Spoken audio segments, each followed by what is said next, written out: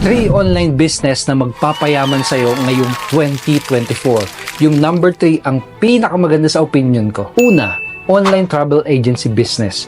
Benta ka ng mga vacation at travel packages online. Pwede kang kumita ng malaki dito kasi ang dami mong pwedeng i-offer sa mga customers mo. Plane tickets, hotel booking, tour packages, travel insurance, at marami pang iba. Kikita ka ng markup at commission sa lahat ng mga yun. At alam naman natin, pag Pinoy, mahilig mag-travel kasama ang buong pamilya, di ba? So, sa isang client pa lang, doble-doble na agad ang kikitain mo. So, on average, pwede kang kumita ng 11,000 pesos kada isang group or family na bibili ng travel packages sa'yo. 8 group package lang kada isang buwan, 1 million income na yon every year. Isang partner namin na si Gladian, online travel agency din ang business nila. Nakapag-retire sila ng maaga, nakapagpatayo sila ng bahay, at nakakapag-travel sila ng libre every month dahil sa ganitong business.